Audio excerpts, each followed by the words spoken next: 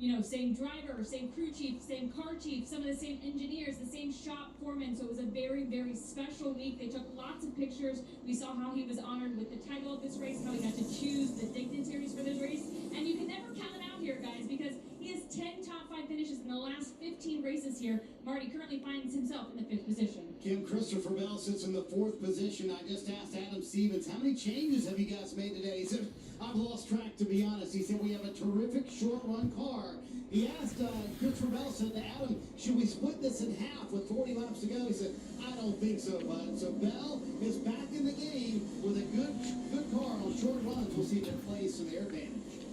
We're going to talk about the 4 playoff drivers at the front because a win could advance one of those to the championship 4, but Mark Truex Jr. back in 16, looking at the points, this could be the restart that gives him a chance again next week to advance. So a lot to watch. You mentioned restarts. Who's good? Restarting. It'll be 38 laps to go. Restarts this year. Bell, he ranks 5th. Blaney is 8th. Byron 18th. So we'll see if that trend continues. As they come out of 4, there will be 38 laps to go.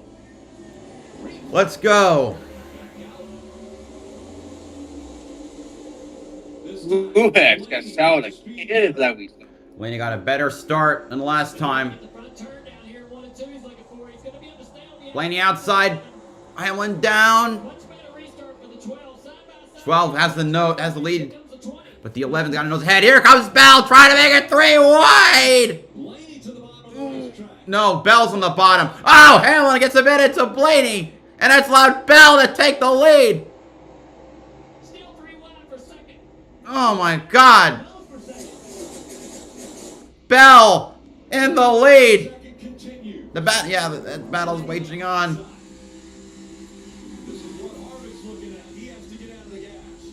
Wow, it's still 3 wide for 2nd place. Byron on the bottom, Hamlin in the middle, Blaney on the high line.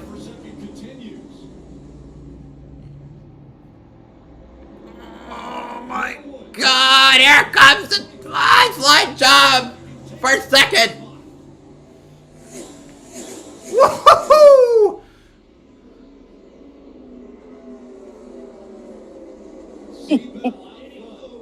Oh! Oh, Hamlin almost slid up, almost getting into the 12. Oh, another car almost bounced to the wall. That was Allmendinger. Jesus, AJ. Just above him, and the 3 of Dillon. 3 wide there.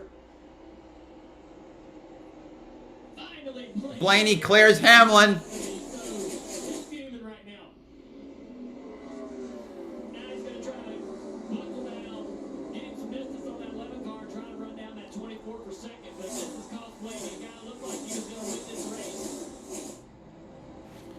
See over the next few laps who the faster cars are. Truex is lost positions on the restart.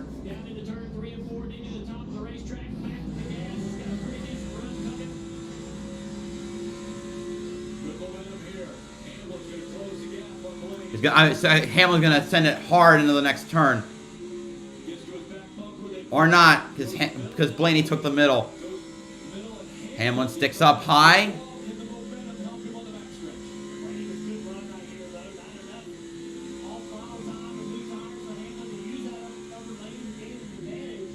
Now Hamlin's gonna try to send it. Early downshift, you heard him.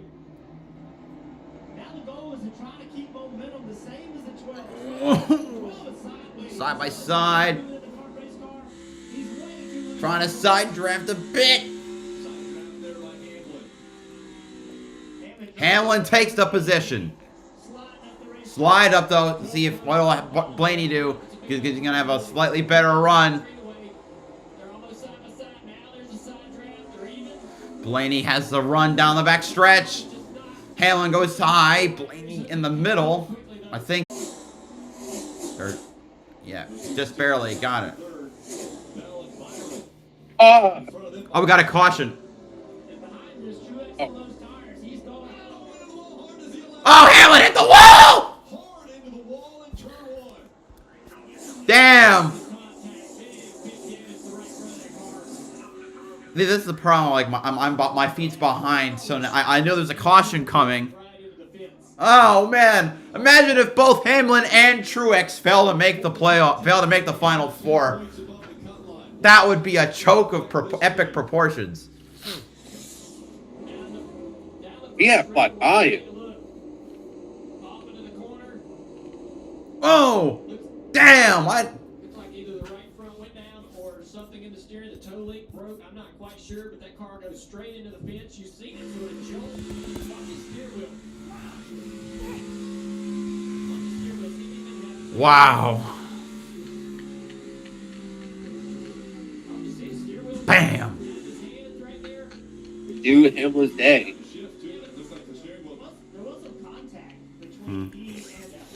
That's expensive. Hamlin, Blaney might actually point his way in. That'd be insane. Oh, Truex is blowing up apparently? Wow. Are you for real? I mean, like, I'm missing this. Wow. What are the odds? Dude, I'm done this season, man. Wow.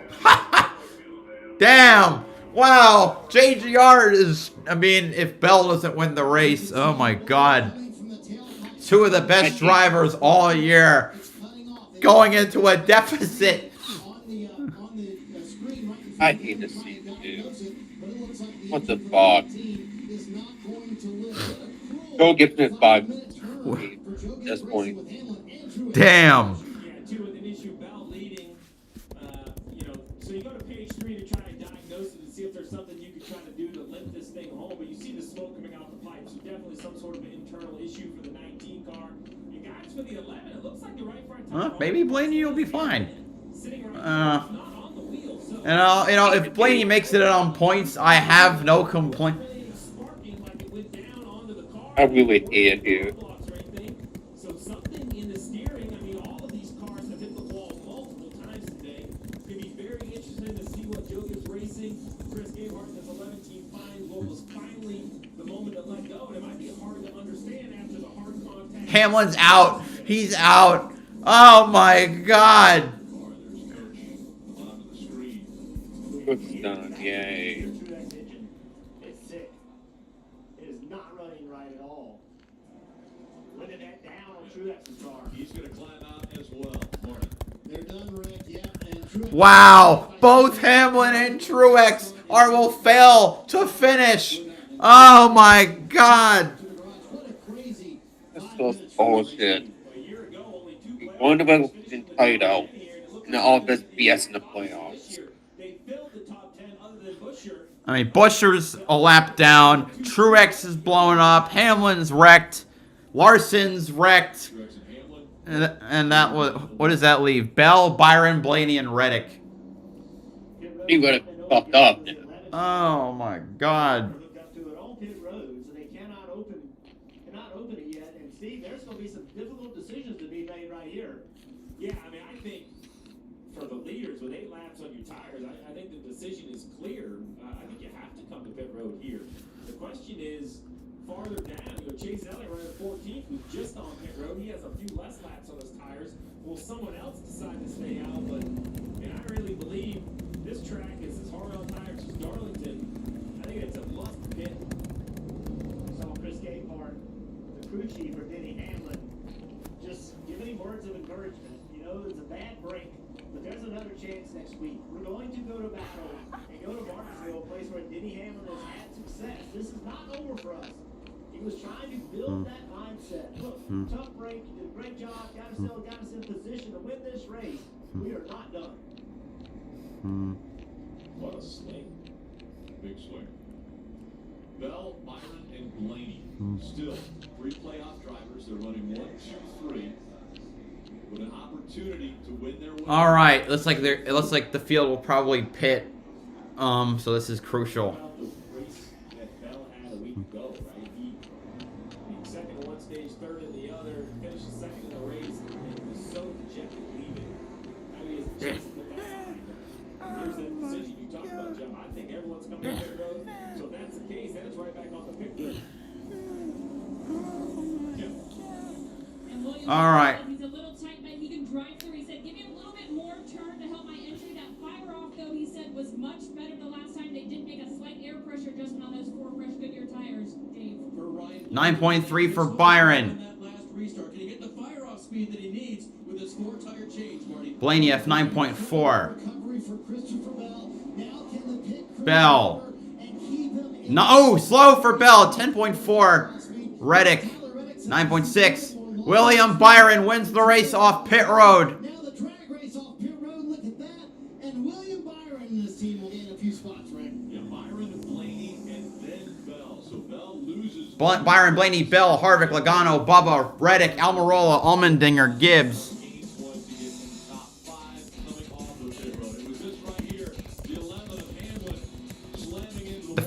Someone, my friend, saying the Pharaoh's curse was inside the barrels.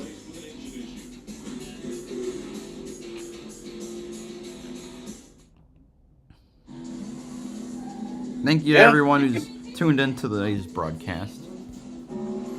Yeah, we're gonna say after losses red flag, off the game back off.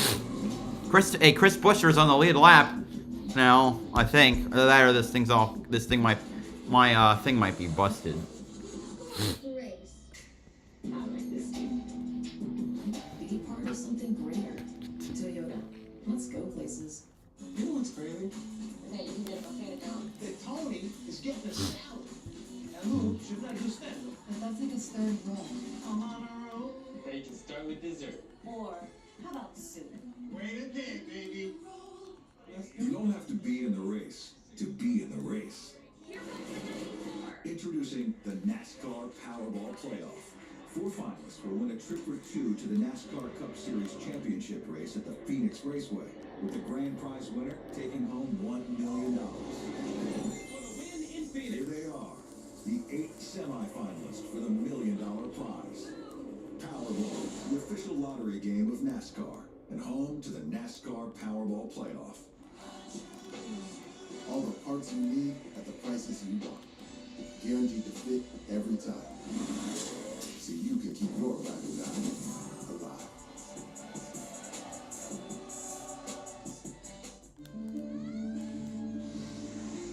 That's my team out there. If our network goes down, lives are at stake. Our comms have to work. Or the mission won't. That's why we partner with Verizon Frontline, the network that truly prioritizes first responders. So we don't worry about getting through. And they're the most reliable 5G network in America. Out here, reliability is everything. Extreme or routine, Verizon Frontline delivers. The #1 network choice in public safety. Learn more. It's your mission. It's your Verizon.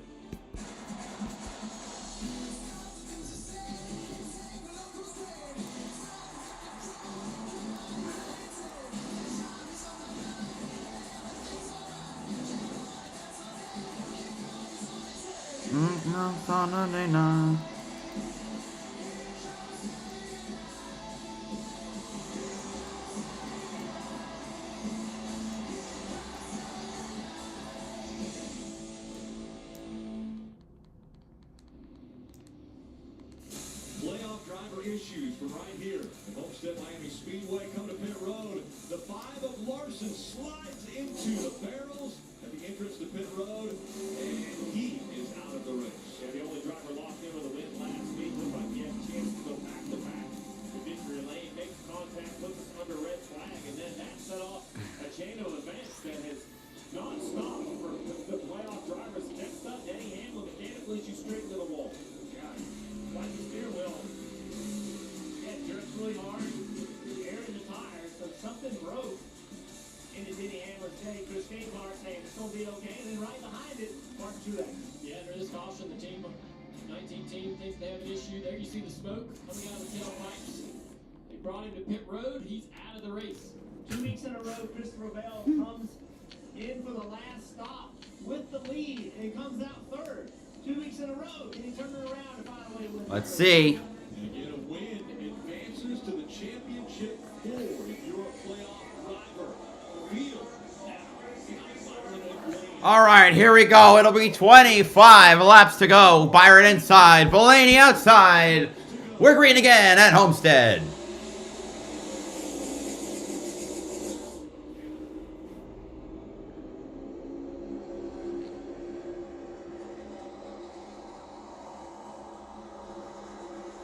Fighting hard on the outside there. Much better Yeah. start for him on New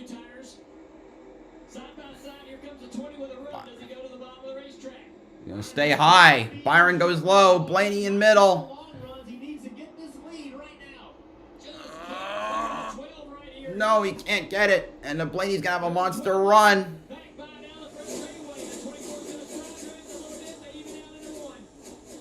24 surging ahead. Nice pass. Drops back to second now. With that lower line, the 12's fighting back on the inside. 24 trying to block. Wow. This Blaney had a little bit of a run. Good defense. We gotta scoot away as fast as he can. Here comes Christopher Bell, trying to make the move for second. He's on the load line. I don't think he won't be able to make up the ground. Or will he? Wow, he's already side by side with the 12, which is just what the 24 needs. That he needs the 20 and the 12 to battle it out for the next 23 laps. Well, now even with the 12, can Bell clear? He passes him. Bell clears Blaney. The thing is, as they run, they're both drivers are well in the point standings to make the final four. Now it's a guessing game. Christopher Bell is trying to decide where William Byron is going. He wants to go the opposite. Is William going to go to the top? Is he going to go to the bottom? If he goes to the top, he wants the bottom. He wants clean air. It's a guessing game at the moment. To the bottom for both of them. Bell right on that white line. Byron trips off, but as they go down the backstretch. I think both Bell and Blaney have faster cars than Byron, but yeah, actually no buts.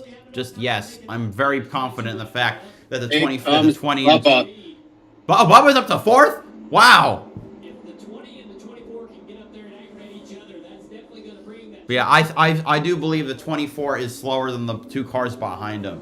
He just has to he just needs to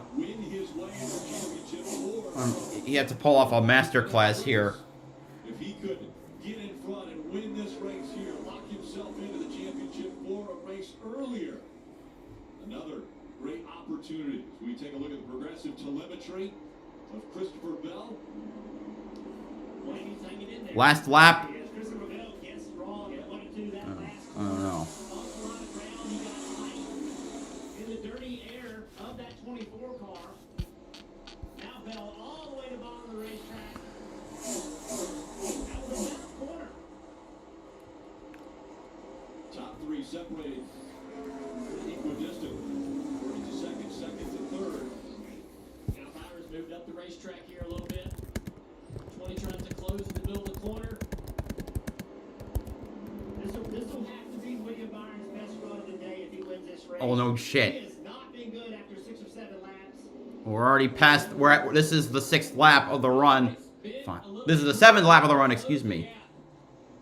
On this 24, Christopher Bell talks about not being great here, not loving running the high side, but he's going to have to figure it out to be able to make this pass. Both in the middle of the racetrack.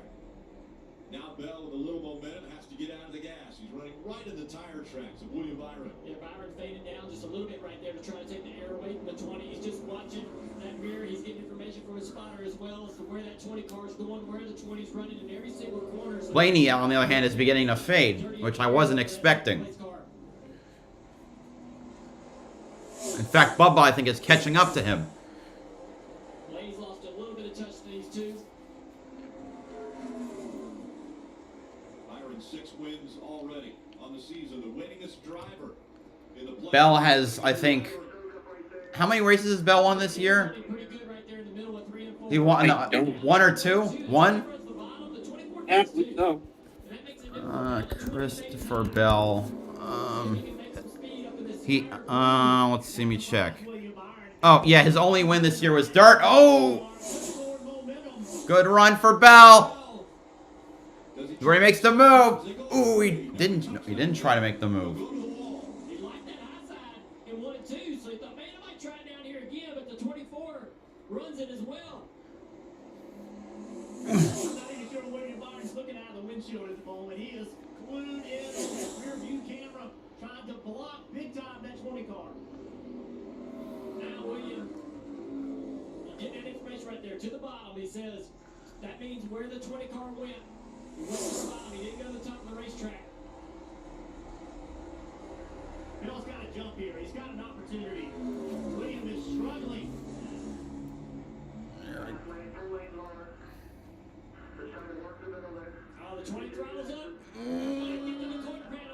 Side by side, Bell leads at the line. 15 laps to go. It's been 10 laps of a 24 holding off the 20. Gassing it up on the outside, trying to keep that momentum. He goes almost all the way up to the wall. 20's clear. Oh! Bell clears, and that's probably going to be it. About an hour ago, Christopher Bell didn't think he could run 20th. Almost got lapped. Oh, yeah, he did. I forgot. He did almost get lapped. Is Bell. Oh. 14 laps. Unless there's a late caution, this is it. Tyler Reddick has run Blaney down. Blaney's struggling with this race car. Tyler Reddick, 10 points out right now of that last spot in the playoffs. Every position's going to matter. As they run, you see the points on the lower left of your screen. Bell is the leader. And he's just driving away from the 24. Byron, 33 points above the line. Blaney, 10. Reddick, Truex Jr., Hamlin, and Busher, all below the cut line. Yeah, Blaney came in here 17 out. He's done an amazing job today in the stages. Sits here riding in third.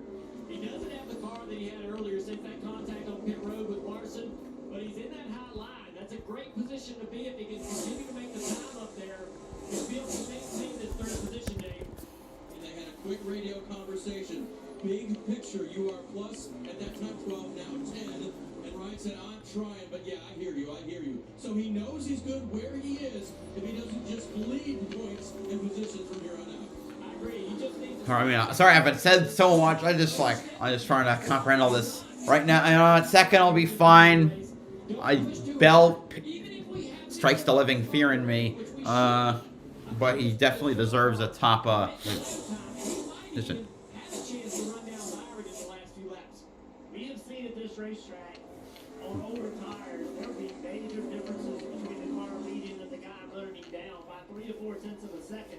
If that's going to happen for Blaney, it needs to happen quick. He ran quicker than Bell that lap. Wow. Oh, Jesus. Fast. Yeah, Blaney was the fastest car the last lap. 11 laps to go. You heard the spotter. I'll leave you alone. Byron running in the second position.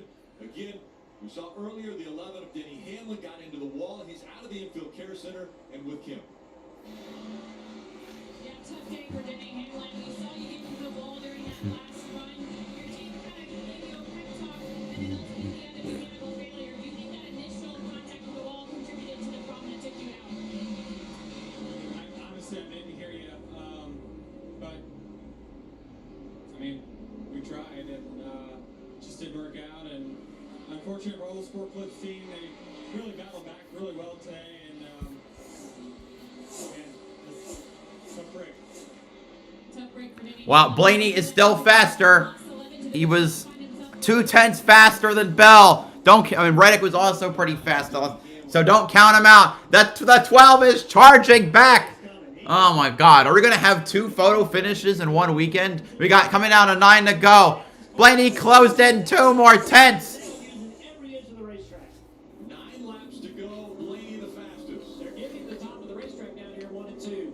Wow. Giving him the top of the racetrack in 3 and 4. So as he does get closer to this 24 car, he'll have to measure and make adjustments on what the car is capable of doing up against the wall in 3 and 4.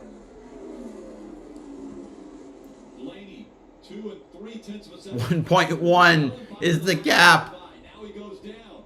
Yep. You see, he made the adjustment. He knew that if he followed that 24 into the corner, he's liable to hit the fence. So he made it low. Run a great corner in 3 and 4 through the 8 to go. Back to the top here. Still 2 tenths of a second faster than Bell. Oh, Byron up the racetrack. Ooh, a block. That's going to hurt the left car. And that right there allows Christopher Bell to inch out just a little bit. 1.1 seconds. The gap now as Blaney goes to the inside of the 24. He buried that car on the entry to 3 and now draws even. And Reddick's closing in as well. You talk about risk versus reward. This is where the 12's got to go for it. Just Reddick's the reverse driver out right now. now you got a shot. Blaney passes Byron. And here comes Tyler Reddick. All right, 1.3 seconds. Can Blaney run down the 20? Here comes Reddick. Both drivers are no stranger to clutch wins. Blaney's had 2 of them at Talladega. Bell had 2 just last year on elimination races. Reddick to the inside of Byron. Gonna take away P3. Reddick showing good speed right here. He's gonna do the same thing, dive down into the corner. Blaney ran the same speed as Bell, but remember, he still was completing that dance into turn 1. This will be the first clean lap that he's had. Top 4 all playoff drivers. Bell, Blaney, Reddick, and Byron. Oh, but it doesn't look like Blaney has the speed now. 4 seconds back. Bell putting together great laps. He said that this isn't his favorite. Okay, now it's down to 1.3. So the monster laps need to happen for Blaney to catch up now. And now Bell decides to go a couple lines down from the fence. Blaney about just a little bit less than a tenth faster that lap. He's going to make this work for it. He's going to have to earn it. Even if he doesn't make it, just watch his views, watching him just rip the fence. It's an art. I think I described it earlier as an art, and it really is.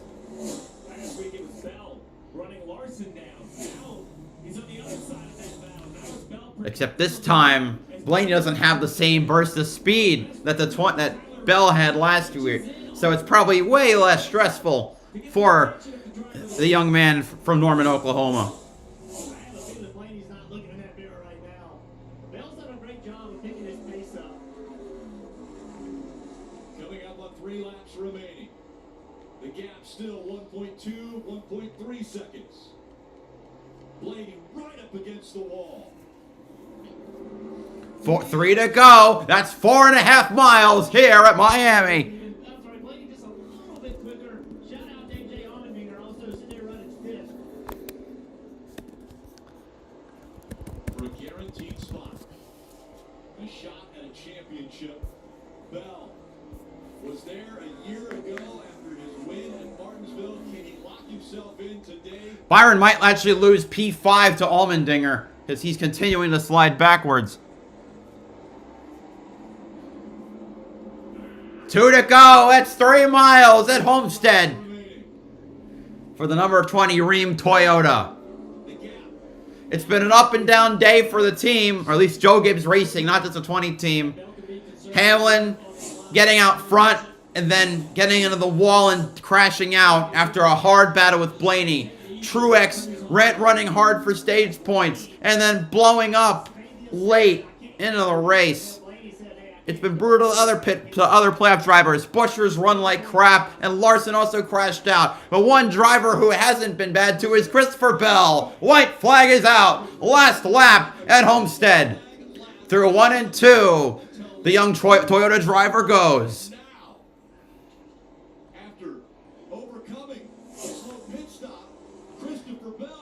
He started 3rd on the restart. He's worked his way to the lead.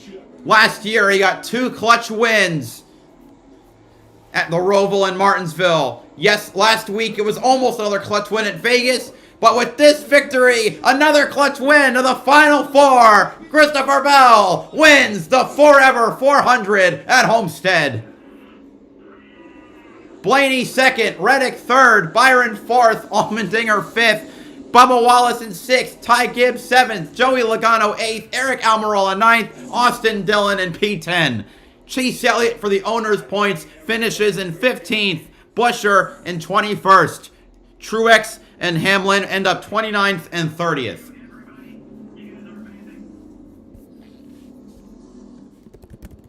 Two races in the round of 8 complete, and 2 drivers have locked themselves into the championship 4. This week it's Bell.